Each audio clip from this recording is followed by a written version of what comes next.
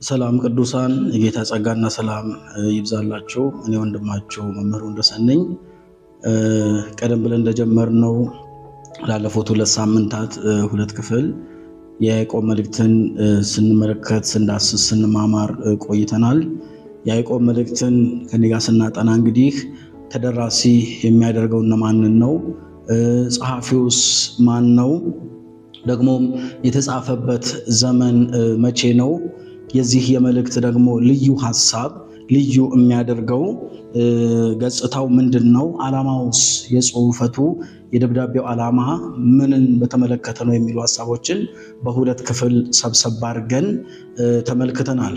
የያዕቆብ መልእክት ሰፋ ያለ ብዙ ጥናት የሚፈልግ ደግሞም ብዙ መልእክት ያለው እንደመሆኑ መጠን በሰፊው ለመዳሰስ ጊዜ ስለማይበቃ ልጽፍላችሁ በብዙ እወድ ነበር። ነገር ግን በወረቀትና በማቴሪያል እጦት እንዳለ ሐዋርያው በጊዜ እጦት አሊያም ደግሞ ሁኔታዎች ስለገደቡን በ4 ክፍል ለማጠናቀቅ እንገደዳለን።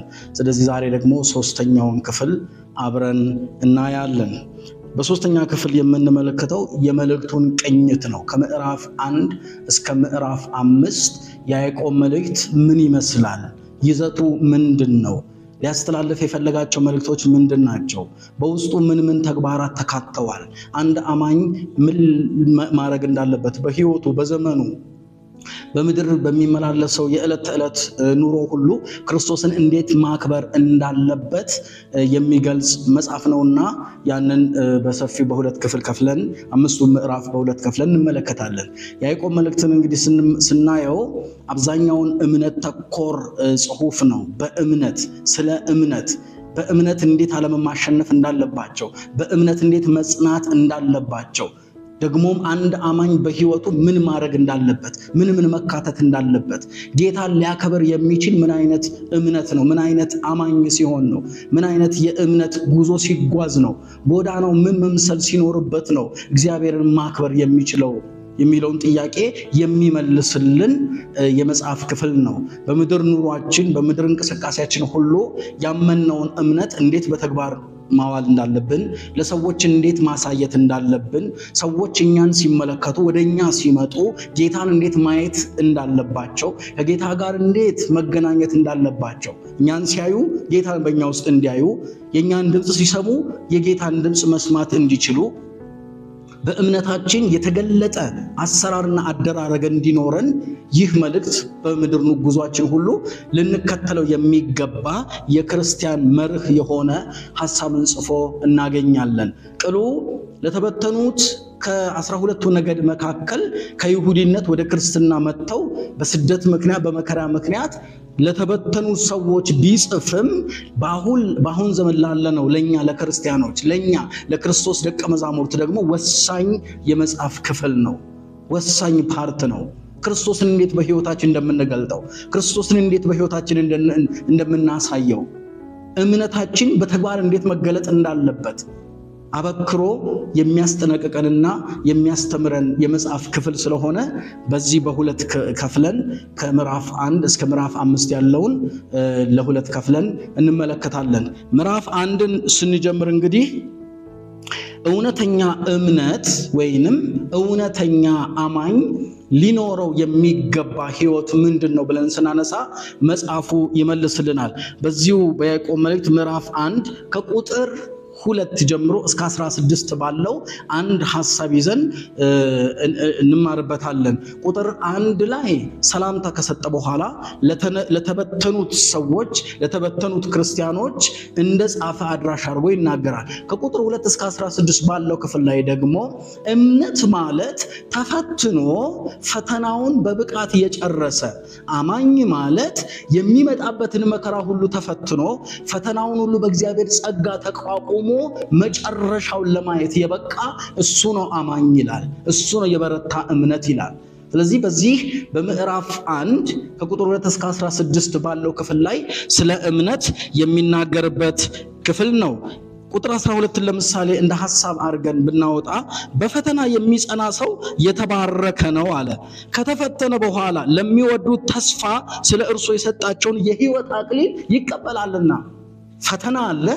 ከፈተናው በስተጀርባ ደግሞ ምንም እንኳን ፈተናው መከራው ቢበዛ ስደቱ ቢበዛ መቋቋም እስኪያቅተን ድረስ ቢያንገዳግደንም የጠራን አምላክ የታመነ አምላክ ስለሆነ እግዚአብሔር በጸጋው ሊደግፈን ደግሞ መንፈስ ቅዱስን ይላከልን በድካማችን የሚራራልን አባት ስላለን ድካምን ሊያግዝ ወደኛ ስለመጣ ማንም በራሱ ብርቱ የለምና ከመንፈስ ቅዱስ ኃይል የተነሳ በሱ ብርታት በሱ እርዳታ ያንን የመከራ ዘመን ያንን የስደት ዘመን አብቅተን ስንጨርስ የተዘጋጀላችሁ አክሊል አለ የሕይወት አክሊልን ትቀበላላችሁ ይላል። እነዚህ የተበተኑትን ሰዎች ሲናገር ስደት አለ በክርስትናው ዓለም።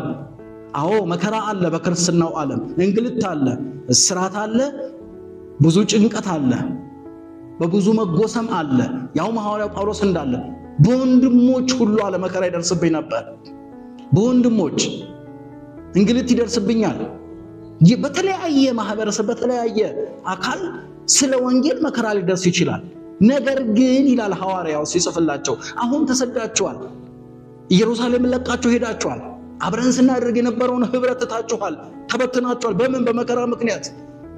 እንደ ድሮ አብረን የጌታን ራት አንቋደስም፣ እንደ ድሮ አብረን ጌታን አናመልክም፣ አንጾምም፣ አንጸልይም አብረን። ለምን? በስደት ምክንያት ስፍራችሁን ለቃችኋል። በሄዳችሁበት ቦታ ግን የእግዚአብሔር ጸጋ ደግፏችሁ ከመከራው ከስደቱ በስተጀርባ አክሊል ስላለ እንድትጸኑ ይገባል፣ ልትጸኑ ይገባል። ቁጥር 2 ላይ ሲናገር ወንድሞች ሆይ አለ የእምነታችሁ መፈተን ትዕግስትን እንዲያደርግላችሁ አውቃችሁ ልዩ ልዩ ፈተና ሲደርስባችሁ እንደ ሙሉ ደስታ ቁጠሩት። ጌታ ይባረክ። እንደ ሙሉ ደስታ ቁጠሩት። ልዩ ልዩ ፈተና ልዩ ልዩ መከራ ሲደርስባችሁ በወገንም መከራ፣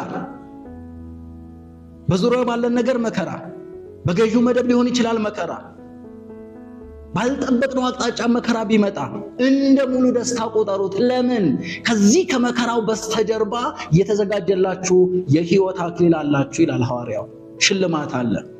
ለምሳሌ ብንመለከት በዚህ በአትሌቲክሱ ዓለም ላይ ብዙ አይነት ሯጮች አሉ።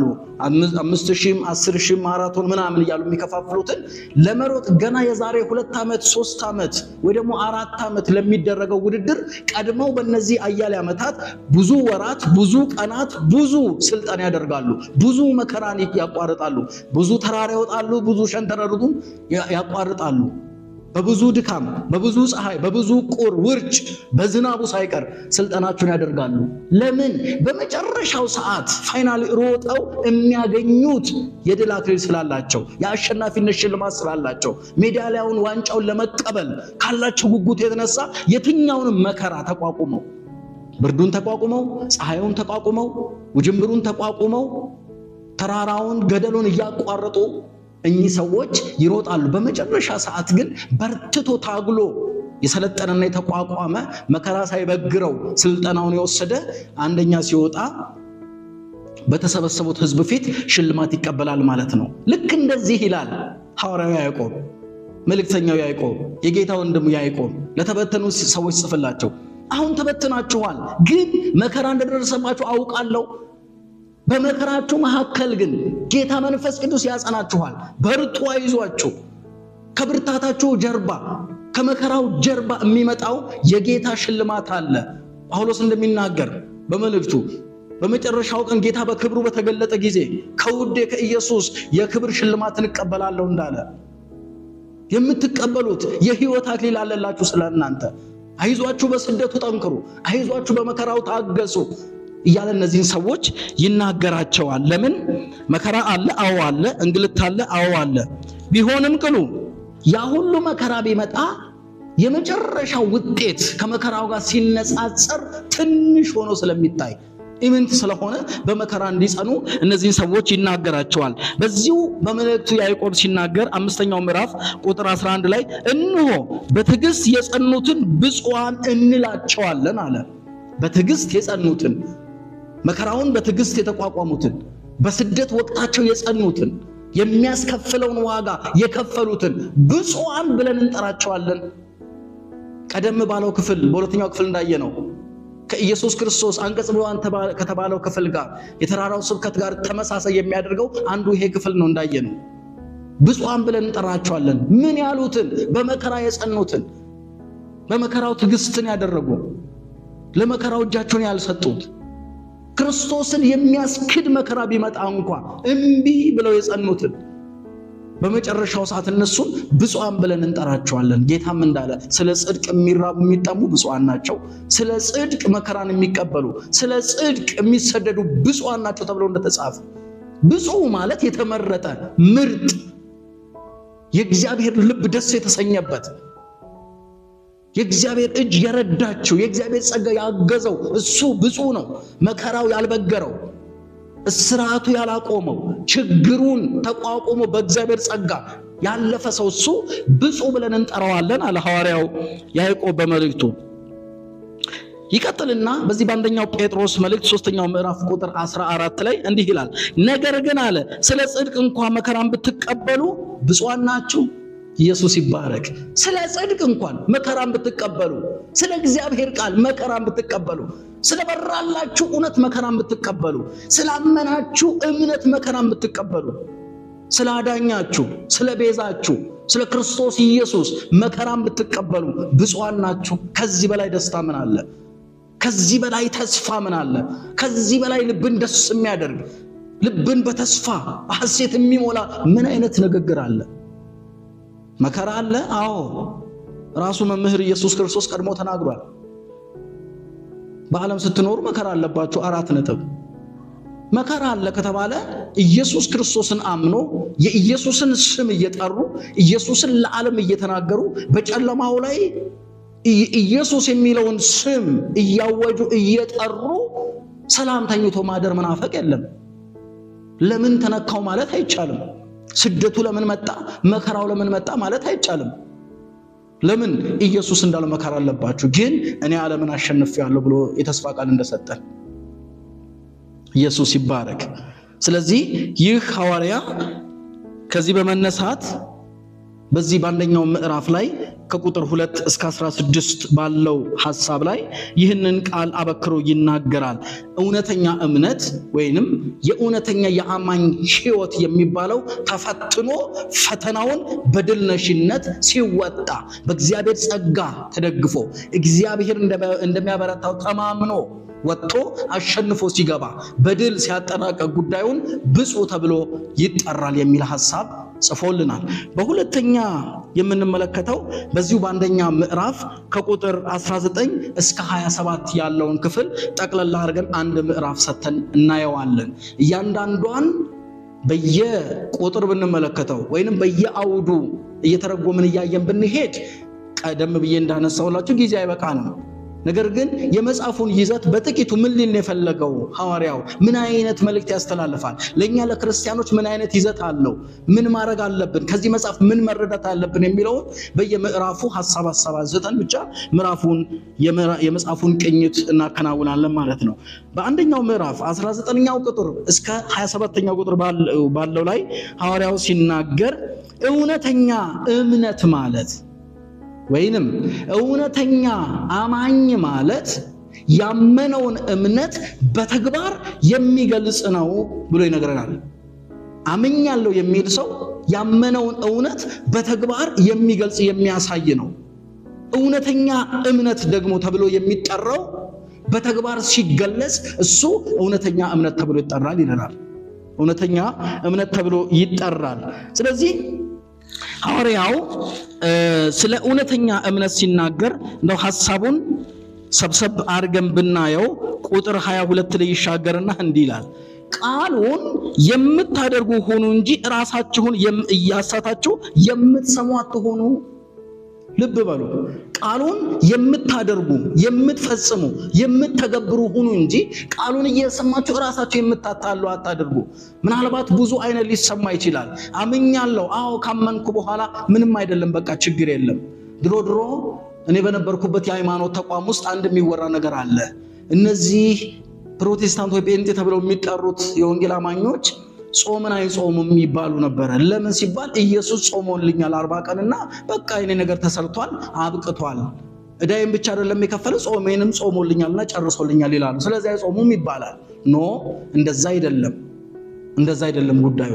አሁንም ደግሞ አምኛለሁ ካመንኩም በኋላ በቃ ከኔ የሚጠበቅ ስራ የለም ብለን የምንተወው ጉዳይ አይደለም። አምኛለሁ፣ ጸድቄያለሁ፣ ስለዚህ በቃ በምድር እኖራለሁ፣ በመጨረሻው ከኢየሱስ ጋር እኖራለሁ በላይ ሄጅ ብለን የምንደመድመው የምናበቃለት ጉዳይ አይደለም። አላበቃም። ዋጋ ተከፍሎልናል። አዎ ተከፍሏል። ጸድቀናል በደሙ። አዎ ጸድቀናል። ከጸደቀ አካል ደግሞ ምን ይፈልጋል? ምንድነው የሚፈልገው?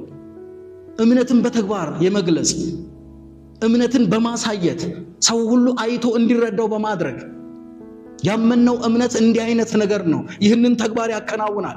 የወደቁትን ያነሳል። ቀደም ብለን መጽሐፉን ስናይ ልዩ ገጽታ ብለን ባነሳንበት በሁለተኛው ክፍል ላይ ልዩ ገጽታው አንዱ ይሄ ነው። የወደቀን ማንሳት፣ የተራበን ማብላት፣ እምነትን በተግባር መግለጽ ማለት ነው። የተግባር ሰዎች ምን ይላሉ? ቲዮሬቲካል የተማሩትን ትምህርት ወይ ደግሞ ኮሌጅ የሚሆን ዩኒቨርሲቲ ገብተው የተማሩትን ትምህርት በተግባር የማዋል ሂደት አላቸው። በተግባር ያጠናሉ፣ ደግሞ ይፈጽሙታል፣ ይሰሩታል ማለት ነው። እምነትም እንደዚህ ነው እያለን ነው ሐዋርያው። እንዲህ ነው እያለን ነው። አምናችኋል፣ አዎ። በክርስቶስ ኢየሱስ ጸድቃችኋል፣ አዎ። ስራ ደግሞ ይጠበቅባችኋል፣ ልትሰሩ ይገባል። ይሄ ስራ ምንድን ነው? በዙሪያህ ያለው ቀድሞ እንደተናገረ በዙሪያችሁ ያለውን ወንድማችሁን ተመልክታችሁ ዝም እንዳትሉ፣ እግዚአብሔርን ደስ የሚያሰኘውን ነገር እንድትሰሩ በኑሯችሁ፣ በትዳራችሁ፣ በአገልግሎታችሁ፣ በዕለት ተዕለት እንቅስቃሴያችሁ እግዚአብሔር የሚከብርበትን ድርጊት እንድታደርጉ ይፈለጋል ከናንተ ብሎ ይገልጻል። ማቴዎስ ወንጌሉን ሲጽፍ 7ኛው ምዕራፍ ቁጥር 22 ጀምሮ እንዲህ ይላል፣ ጌታ ሆይ ጌታ ሆይ የሚለኝ ከቶ ወደ እኔ ይመጣ ዘንድ አይችልም። ለምን? በሰማይ ያለው የአባቴን ፈቃድ የሚያደርግ እንጂ አለ። በሰማይ ያለው የአባት ፈቃድ ምንድን ነው? እርስ በርሳችን እንድንዋደድ፣ የተራበውን እንድናበላ፣ የወደቀውን እንድናነሳ፣ ያዘነውን እንድናጽናና፣ ከጎናችን ተጨንቆ እያለ አይተን ማለት ሳይሆን ኢየሱስ በምሳሌ እንዳስተማረ አንድ በሽፍቶች ተደብድቦ የወደቀን ሰው ጎዳና ላይ አየና ሌዋዊው መጣ፣ አልፎት ሄደ። ካህኑ መጥቶ አልፎት ሄደ ገለል ብሎ። ናዝራዊው ግን መጥቶ አልፎት መሄድ አልቻለም አለ። እንደዛ አንስተነው ከውድቀቱ ከጎኑ ቆመን በሚያስፈልገው ነገር እንደተባለው ያዕቆብ እንደተናገረ 5ኛው ምዕራፍ ላይ ሀብታችሁ፣ ወርቃችሁ፣ ብራችሁ በዝገት ይመሰክርባችኋል እንዳለ ብዙዎች ተርፏቸው እያለ ብዙዎች ደግሞ እየተራቡ፣ ብዙዎች እየተጨነቁ፣ ሌላው ሐሴት ደስታ ሲያጣጥም የሚኖርባት ምድር ናትና እንደ ክርስቲያን ካለን ነገር ለሰው ልንቆረስ፣ ካለን ነገር ለሰው ልንከፈል፣ በሀብታችን፣ በእውቀታችን፣ በሁሉም ነገራችን ለወንድም ለእህቶቻችን ልንቆረስ፣ የገባንን እውነት በተግባር ልንፈጽመው ይሄ አገልጋይ በመልእክቱ አበክሮ ይነግረናል። ስለዚህ በስራ ልንተገብረው ይገባል። ስራ ይጠበቅብናል። ስራ ያስፈልገናል። ኢየሱስን የሚከብርበት፣ ጌታ ደስ የሚሰኝበት፣ ዋው ልጄ እንደዚህ ያደረገ እንዲያደረገች የሚልበት፣ ደስ የሚሰኝበት፣ የልቡን መሻት የምንፈጽምበት፣ የወደቀውን በማንሳት፣ የታረዘውን በማልበስ፣ የተራበን በማጉረስ በማብላት፣ ተስፋ ላጡ ከጎናቸው በመቆም ተስፋቸው እንደገና እንዲለመልም በማድረግ እውነተኛ እምነታችንን ያመነውን ጌታ ልንገልጽ ይገባል። ኢየሱስ ሃይማኖተኞች ካገለሉት፣ ልሂቃን ካገለሉት፣ በሰፈር ያሉ ሰዎች ያገለሉት፣ ህብረቶች ሁሉ ካገለሉት ሰዎች ጋር ስለሚገኝ ይቀመጥ ስለነበረ፣ ሰዎች የገፉትን ኢየሱስ ያቅፍ ነበረ። ሰዎች ያራቁትን ኢየሱስ ያቀርብ ነበረ። ይሄ ህይወት በእኛም ህይወት እንዲፈጸም ያዕቆብ ይነግረናል አበክሮ። ስለዚህ እውነተኛ እምነት ማለት በስራ የሚገለጥ፣ እውነተኛ የአማኝ ህይወት ማለት ያመነውን እውነት በስራ ተግባራዊ የሚያደርግ፣ ሰዎች እሱ ጋር መጥተው አንዳች ነገር የማያጡበት፣ ሲናገር እንደ እግዚአብሔር ቃል የሚናገር፣ ለሰዎች የሚያዝን የሚራራ ሩሩ ልብ ያለው እርሱ እውነተኛ አማኝ፣ እውነተኛ የእምነት አራማጅ ተብሎ ይጠራል። ይቀጥልና ሁለተኛው ምዕራፍ ላይ እናልፋለን። በሁለተኛው ምዕራፍ ከቁጥር 1 እስከ 13 ያለውን ክፍል ሰብሰብ አድርገን እንመለከታለን። በእርሱም ላይ ርዕስ አድርጌ ያስኩት እውነተኛ አማኝ ባልንጀራውን እንደራሱ የሚወድ ነው ይለናል ያዕቆብ። እውነተኛ አማኝ ባልንጀራውን እንደራሱ የሚወድ ነው። በዚሁ በያዕቆብ መልእክት ሁለተኛው ምዕራፍ ቁጥር 8 ነገር ግን ይላል መጽሐፍ ባልንጀራህን እንደራስህ ውደድ እንደሚል የንጉሥን ሕግ ብትፈጽሙ መልካም ታደርጋላችሁና። ባልንጀራህን እንደራስህ ውደድ። ክርስትና ይህ ነው። ከዘረኝነት የጸዳ፣ ከጎጠኝነት የጸዳ፣ ከክልላዊ አስተሳሰብ የጸዳ፣ ከመንደርተኝነት አስተሳሰብ የጸዳ። ያ ሲሆን አማኝ ነው፣ እውነተኛ አማኝ ይባላል። የትም ይወለድ፣ ቋንቋው ሌላ ይሁን፣ እርሱ አይደለም። ሐዋርያው ቅዱስ ጳውሎስ እንዳለ ማንንም ቢሆን በክርስቶስ ኢየሱስ አውቃለሁ ተብሎ እንደተጻፈ ማንንም ቢሆን ሰውን በክርስቶስ ኢየሱስ ካወቅ ነው ያንን ሰው ኢየሱስ ክርስቶስ እንደወደደን እንዲሁ ያለምንም ቅድመ ሁኔታ ተወደናልና እኛም ያለምንም ቅድመ ሁኔታ ሰዎችን ከወደደን ፐርፌክት እምነት እሱ ነው። ጌታ የሚከብርበት እምነት እሱ ነው። ጌታ ደስ የሚሰኝበት የህይወት ምልልስ እሱ ነው። ባልንጀራህን እንደራስህ ውደድ። ኢየሱስ ክርስቶስ ማቴዎስ ወንጌሉን ሲጽፍ 22ኛው ምዕራፍ ቁጥር 37 ላይ እንደጠቀሰው ባልንጀራህን እንደራስህ እንደ ነፍስህ ውደድ። ያ ማለት በሙሴ ሕግ ላይ ዘጸአት 20 ላይ ምንድነው ተጽፏል? ኢትቅትል የሚል ሐሳብ አለ። አትግደል ተብሎ የተጻፈ ባልንጀራውን እንደራሱ የሚወድ ሰው ወይንም ራሱን የሚወድ ሰው ባልንጀራውን አይገልም። ባልንጀራውን እንደራሱ ከወደደ ሰውን ለመግደል አይፋጠንም። በሰው ላይ ግፍን ለመስራት አይሄድም። ለምን? በዚህ ባልንጀራህን እንደራሱ ውደድ በሚለው ኮንሰፕት ልቡ ነፍሱ ተይዛለችና። ያዕቆብ ይሄን ነው የሚጽፈው፣ ባልንጀራህን እንደራስህ እንደ ነፍስህ ውደድ ተብሎ ተጽፏልና። ስለዚህ ይህ ራስህን ውደድ፣ ራስህን በመውደድ መካከል ደግሞ ያለውን ፍቅር ለጓደኛ አካፍል። ጓደኛህን ውደድ፣ ባልንጀራህን ውደድ። በዙሪያ ያሉትን ሰዎች ሁሉ በክርስቶስ ፍቅር ውደዳቸው። ብሔር ሳትጠቅስ፣ ከየት መጣ ሳትል፣ ምን አይነት ዕውቀት አለ ሳትል፣ ቅድመ ሁኔታን ሳታስቀምጥ። ለምን? እኛ የዳንበት መዳን ራሱ ቅድመ ሁኔታ ስለሌለው እንዲሁ እግዚአብሔር ዓለሙን ወዷል ተብሎ እንደተጻፈው እንዲሁ ተወደናልና እኛም ሰውን እንዲሁ ያለ ምክንያት ዛሬ የምድር ሁኔታ ሲስተሙ ስንመለከት እከክልኝ ልከክልህ የሚባል ጉዳይ ያለው። ለምሳሌ አንድ ሐሳብና አንሳ። የቆላና የደጋ አህዮች በቅዳሜ ገበያ ይገናኛሉ ይባላል። በቅዳሜ ገበያ ሲገኙ ከደጋ የመጣችዋ እርጥብ ገብስ ተጭና ትመጣለችና ጀርባዋ ላይ የገብስ ቃና ሽታ ይኖራል። ከቆላ የምትመጣው ደግሞ ጨው ጭና ትመጣለች። ስለዚህ የቆላዋ አህያ የደጋዋን አህያ ሲታሰሩ ሸክማቸው ከነሱ ላይ ሲወርድ ጀርባዋን ትልስላታለች። የደጋዋ አህያ ደግሞ ጨው ስላለ ጀርባዋ ያንን መዓዛ ለማግኘት ያንን የጨው ሁኔታ ለማግኘት ጀርባዋን ትልስላታለች የቆላዋን። ገበያው ተከናውኖ ሲያበቃ አመሻሽ ላይ ባለቤቶች መጥተው ከእስር ሲፈቷቸው በእርግጫ ተባብለው ነው የሚለያዩት። በእርግጫ ተባብለው ሲላላሱ ሲታከኩ አብረው ውለው ማታ በእርግጫ ነው። የዓለም ነገር እንደዚህ ነው። እከክልህ ነው። ሰው የሚሰጠው ስለተሰጠው ነው። ሲያደርግለት ነው የሚያደርገው፣ ሲደረግለት ነው የሚያደርገው። የአምላካችን ቃል ግን ይሄን አይነግረንም። ስለተደረገልን ሳይሆን ማድረግ ስላለብን ተደርጎልን ያለውን ዋጋ ብንከፍልማ ጌታ ያደረገልንን በምን ሁኔታ እንመልሰዋለን? በምን ክፍያ እንከፍለዋለን? እንዲሁ ተወደናልና ሰውን እንዲሁ መውደድ ያለ ዘር፣ ያለ ነገድ፣ ያለ ጎሳ፣ ያለ ቋንቋ እንዲሁ ሰው በመሆኑ ብቻ ክርስትናችን በዚህ ላይ የተመሰረተው። ኢየሱስ ያበራልን እውነት ይሄ ነው። እንድንከተለው ፈለጉን የሰጠን ኢየሱስ ይሄን ነው። ሰው ያራቀውን የሚያቀፍ ጌታ፣ ሰው የጠላውን የሚወድ ጌታ። ፈሪሳውያን ከከሰሱት መካከል ክሱ አንዱ ይሄ ነው። ከቀራጮችና ከአመንዝሮች ጋር አብሎ ይበላል ይጠጣል፣ የኃጢአተኞች ወዳጅ ብሎ ነው የከሰሱት።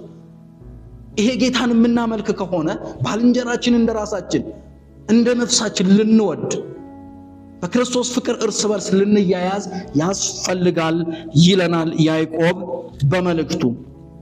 ሁለተኛ በዚሁ በምዕራፍ 2 ከቁጥር 14 እስከ 26 ያለውን አንስተን እናያለን። ከቁጥር 14 እስከ 26 ከመጨረሻው ባለው እውነተኛ እምነት በመልካም ሥራ የሚገለጥ ነው ይለናል። እውነተኛ እምነት በመልካም ሥራ የሚገለጥ ነው፣ መልካምነት የበዛበት። አንድ ክርስቶስን አመኛለሁ የሚል ሰው ወይ አማኝ እውነተኛ ሥራ ይጠበቅበታል። እግዚአብሔር የሚደሰትበት ሥራ፣ ክርስቶስ የሚከብርበት ሥራ፣ መንፈስ ቅዱስ ያለበት ሥራ፣ የህይወት ምልልስ ከእርሱ ይገኛል። ስለዚህ እውነተኛ እምነት በመልካም ስራ ወይንም እውነተኛ አማኝ መልካም ስራ ከሱ ይፈለጋል፣ ይጠበቃል። መልካም ስራ ከሱ ይገኛል። እውነተኛ አማኝ እውነተኛ እምነት ተብሎ የሚጠራው መልካም ስራን ሲያከናውን ሲያደርግ የምናየው ነው። ቁጥር 16 ላይ ሁለተኛው ምዕራፍ ሲናገር እንዲህ ይላል፣ ከናንተ አንዱ በደህና ሂዱ፣ እሳት ሙቁ፣ ጥገቡም ቢላችሁ ለሰውነት ግን የሚያስፈልጉትን ባትሰጡት ምን ይጠቅማቸዋል አለ ያዕቆብ። ምን ይጠቅማቸዋል? ርቦት መጥቶ እሳት ሙቅና ሂድ፣ ወዳጄና አረፍ ብለህ ትንሽ ድካምህን በቃ ላብህ መጠጥ እስኪድል አረፍ ብለህ ትንፋሽ ሰብስበህ ትሄዳለህ ቢለው ምንድነው ጥቅሙ አለ? እሳት ሙቀህ ሂድ ብትለው ውስጡ የምግብ ፍላጎት ረሃብ ተጭኖት እያለ ረሃብ ጸንቶበት እያለ እሳት ሙቀህ ሂድ ብትለው ምንድነው የሚጠቅመው? ታርዞ ልብስ ፈልጎ ወደ አንተ መጥቶ አረፍ ብለህ ተጫውተህ ትሄዳለህ ብትለው ምንድነው የሚጠቅመው? ስለዚህ በተግባር እንዲከፈል በመልካም ስራ እንዲተገበር መልካም ስራ ከናንተ ይጠበቃል እያለ ይህንን መልእክት ይሄ ሐዋርያ ይጽፋል። የሚገርመው ይህ መልእክት ለአንድ ወገን ለተበተኑት ለ12ቱ ነገድ ከ12ቱ ነገድ ለተውጣጡት ከአማኞች ብቻ አይደለም። በዚህ ዘመንም ይሰራል ወገኖቼ፣ ይሰራል። ይሄ ቃል ሕያው ነው። ይሄ ቃል ጌታን ለማስደሰት ከፈለግን እንደ ጌታ ፈቃድ የልቡን መሻት በእኛ ላይ እንዲፈጽም ከፈለግን የበራልንን እውነት ያመነውን እምነት በተግባር ልንተገብረው በሚታይ ነገር ልንመነዝረው ያስፈልጋልና ኢየሱስ እንዲህ አለ በሉቃስ ወንጌል 3ኛው ምዕራፍ ቁጥር 11 ላይ 2 ልብስ ያለው ለሌላው ያካፍል፣ ምግብም ያለው እንዲሁ ያድርግ። ለማን? ለተራበ። ልብስ ያለው ልብስ ለሌለው ይስጥ። ስጡ ይሰጣቸዋል ተብሎ የተጻፈውም ከዚህ አንፃር ነው።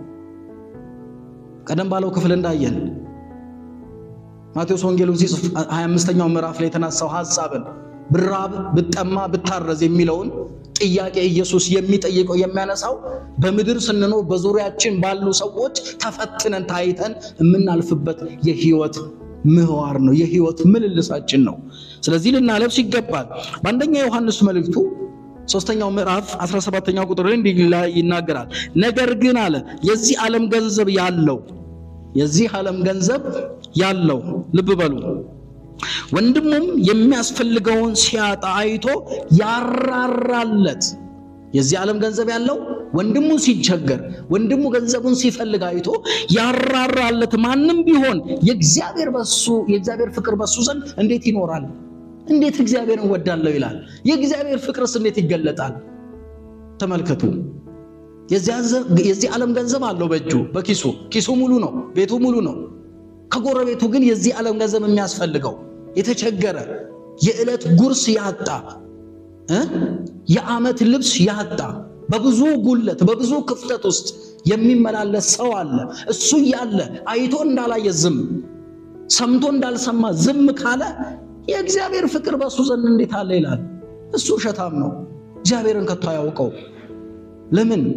የእግዚአብሔር ክንድ የሆነው መድኃኒታችን ኢየሱስ ክርስቶስ ይህንን እንዲህ አይነት የህይወት ምልልስ አላስተማረንም። እንዲህ አይነት የወንጌል ሁኔታ አልነገረንም። እንዲህ አይነት የምድር ቆይታ እንዲኖረን አላስተማረንም። እርስ በርሳችን በሁሉ እንድንፋቀር የእግዚአብሔር ፍቅር በእኛ አለ ስንል በተፈቀርንበት መውደድ ሌሎችን እንድንወድ ኢየሱስ ክርስቶስ ይህንን ሰጥቶናል።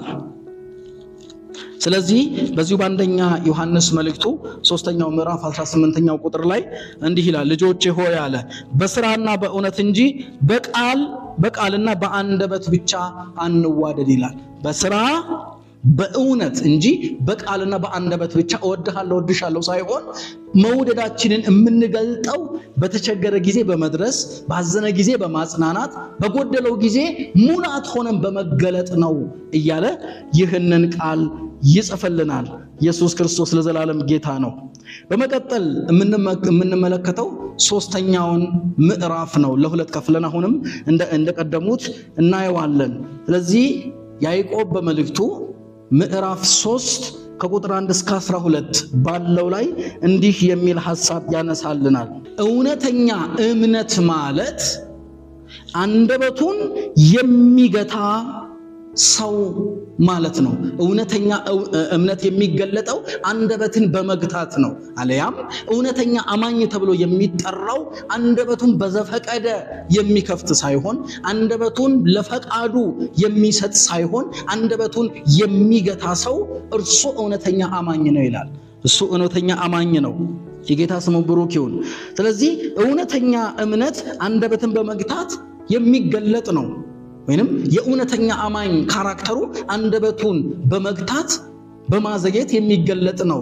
መጽሐፍ እንደሚናገር ከመናገር ይልቅ ለመስማት የቀረብክ ሁን፣ አለያም ለመስማት የፈጠንክ ለመናገር ደግሞ የዘገየ ሁን እንደሚል፣ ለመናገር የዘገየ ለመስማት ግን የፈጠንክ ሁን ተብሎ እንደተጻፈው። ስለዚህ ሐዋርያ በዚህ ጉዳይ ላይ እንዲህ ይለናል። ቁጥር 6 ለምሳሌ ብናነሳ አንደበት እሳት ነው አለ። አንደበት እሳት ነው። አንደበት በብልቶች መካከል አመፀኛ ዓለም ሆኗል። ተመልከቱ። አንደበት በብልቶች መካከል፣ አፍንጫ፣ ጆሮ፣ አይን ምናምን ብልቶቻችን በእነሱ መካከል አመፀኛ ዓለም ሆኗል አለ። ሆኗል። ስጋን ሁሉ ያሳድፋልና የፍጥረትንም ሩጫ ያቃጥላል፣ በገሃነምም ደግሞ ይቃጠላል አለ። የፍጥረትን ሩጫ ይገድባል፣ ያስቆማል። ስጋን ሁሉ ያሳድፋል፣ ያረክሳል። ምን? አንደበት። አንደበት መጽሐፍ ሲናገር የሞትም የሕይወትም መውጫው ይህ አንደበት ወይም ምላስ እንደሆነ ይናገራል። ሞትም ከአንደበት ይወጣል፣ ሕይወትም ከአንደበት ይወጣል። ኢየሱስ ክርስቶስ እንዳስተማረ ወደ ውስጥ የሚገባ ሰውን አያረክስም አለ። ከውስጥ የሚወጣው ግን ያረክሰዋል። ከውስጥ የሚወጣው ያ ቃል፣ ያ አስተምሮ፣ ያ ንግግር ክፉ ከሆነ ሰሚውን ያበላሻል፣ ራሱንም ተናጋሪውን ያረክሰዋል። የሰሚውን ጆሮ ያበላሻል፣ የሰሚውን አእምሮ ያበላሻል፣ ራሱ ተናጋሪውንም ያበላሻል። መልካም ነገር ከውስጡ የሚወጣ ከሆነ፣ በአንደበቱ መልካም ነገር የሚነገር ከሆነ እንዲሁ ደግሞ ያ አካል ለሚሰማውም ጆሮ መልካም ነው፣ ለሚናገረውም ሰው ደግሞ መልካም ነው። ስለዚህ አንደበትን መግታት ነው። አንደበት ክፉ ነው።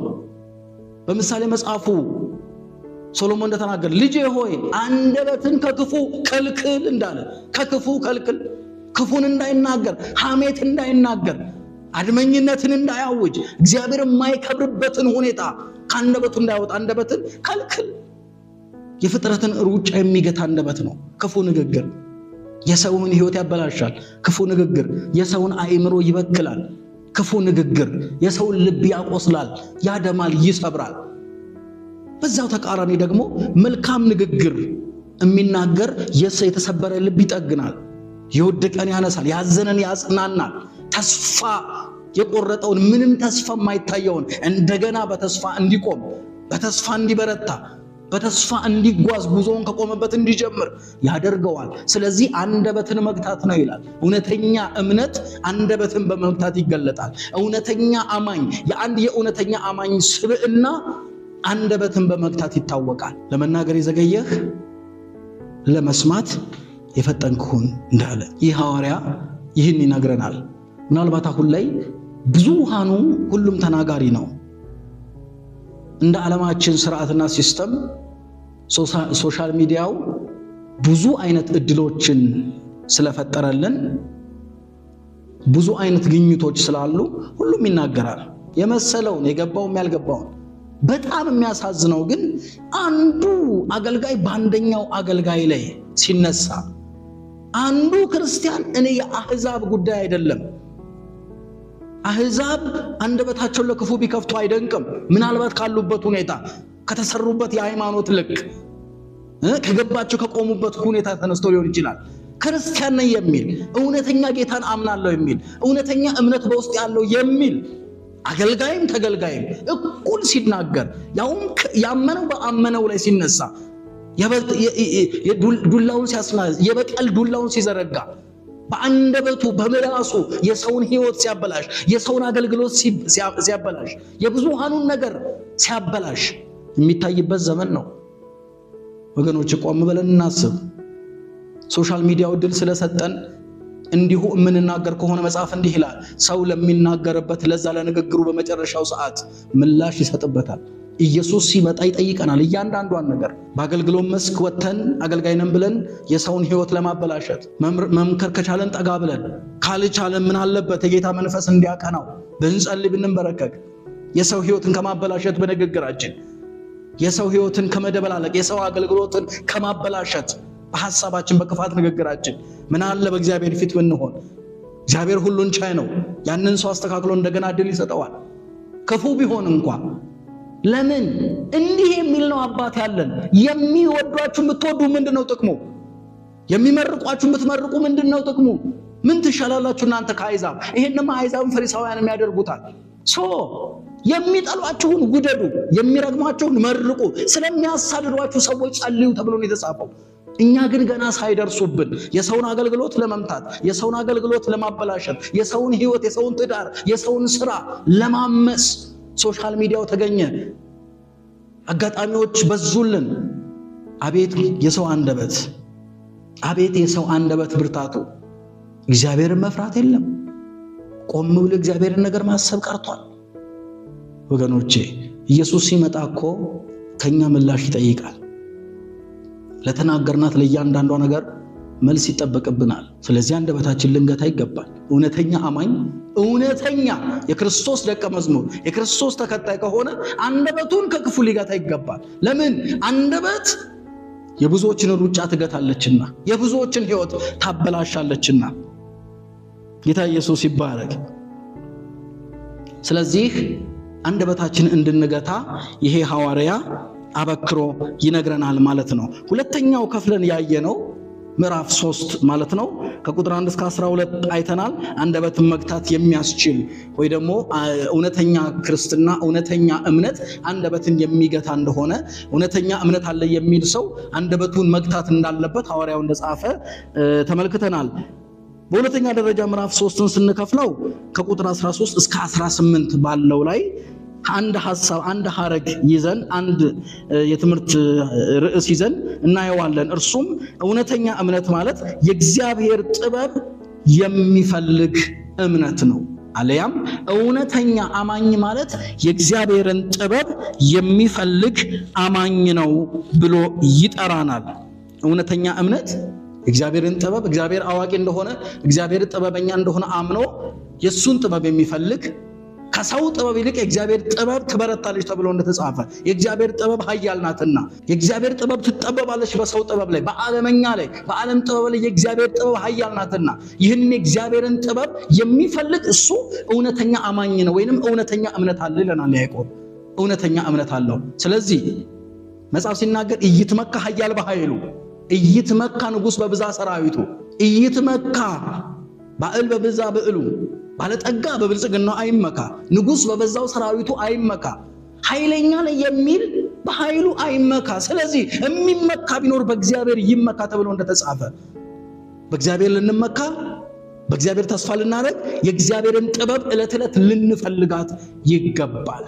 የዕብራውያን ጸሐፊ እንደተናገረን በሚያስፈልገን ጊዜ ጸጋ እንዲጨመርልን ወደ ጸጋው ዙፋን በእምነት ቀረቡ እንዳለ፣ ጸጋ በሚያስፈልገን ጊዜ እንዲጨመርልን፣ የሚረዳን ጸጋ፣ የሚያግዘን ጸጋ፣ መጸለይ ባቃተን ጊዜ የጸሎት ኃይል እንዲለቀቅልን፣ ማገልገል ባቃተን ጊዜ የአገልግሎት ኃይል እንዲለቀቅልን፣ እግዚአብሔር ባለ ጸጋ ነውና በሁሉ ነገሩ የእግዚአብሔር ጥበብ እንዲሞላልን፣ ደግሞም መንፈስ ቅዱስ የእግዚአብሔር መንፈስ የጥበብ የማስተዋል መንፈስ ተብሎ እንደተጻፈ ይሄ የማስተዋል መንፈስ እንዲሰጠን፣ የጥበብ ኃይል በሕይወታችን እንዲሰራ ወደ ጸጋው ዙፋን እንቅረብ። ይሄን የሚያደርግ እውነተኛ እምነት ነው፣ መገለጫው ነው ይላል ሐዋርያው። ይሄን የሚያደርግ አማኝ እሱ እውነተኛ አማኝ ነው ይላል። ከራሳችን ዕውቀት ይልቅ የእግዚአብሔርን ዕውቀት፣ በራሳችን ጥበብ ከመመካት ይልቅ አንዳንዶች በራሳቸው ዕውቀት የመመካት አባዜ ሲመጣባቸው የደረደሩትን የሰርተፍኬት ጉዳይ ያወጋሉ፣ ያወሳሉ። ጥሩ ነው፣ ባችለር መያዝ ጥሩ ነው፣ ኤምኤው ላይ መድረስም ጥሩ ነው፣ ፒኤችዲውን መያዝ ጥሩ ነው፣ ፕሮፌሰር መሆኑን ማይከፋም ጥሩ ነው። ነገር ግን ከነዚህ ጉዳዮች ሁሉ የእግዚአብሔር ዓለም መንፈሳዊ ዓለም እጅግ የላቀ የበረታ ነው። የእግዚአብሔር ጥበብ የበረታች ናት። ስለዚህ እውነተኛ ክርስቲያን ማለት የእግዚአብሔርን ጥበብ የሚፈልግ በእግዚአብሔር ጥበብ የሚመካ በእግዚአብሔር ጥበብ ለመኖር ራሱን የሚያዘጋጅ እሱ እውነተኛ ክርስቲያን ነው ይለናል። እውነተኛ እምነት በዚህ ይለካልና ኢየሱስ ለዘላለም ይባረክ። ስለዚህ ያሉትን 3 ምዕራፎች በእንዲህ ሁኔታ እንደው መጽሐፉን አየነው ለማለት ያህል ነቀስ አድርገን 3ቱን ምዕራፍ በእንዲህ ሁኔታ አይተናል። በቀጣይ በአራተኛው ምዕራፍ ደግሞ የዚሁ ያዕቆብ መልእክትን 4ኛውና 5ኛው ምዕራፍን አብረን እናያለን። ባላችሁበት የጌታ ጸጋና ሰላም ይብዛላችሁ። ጌታ መንፈስ ቅዱስ ይባርካችሁ።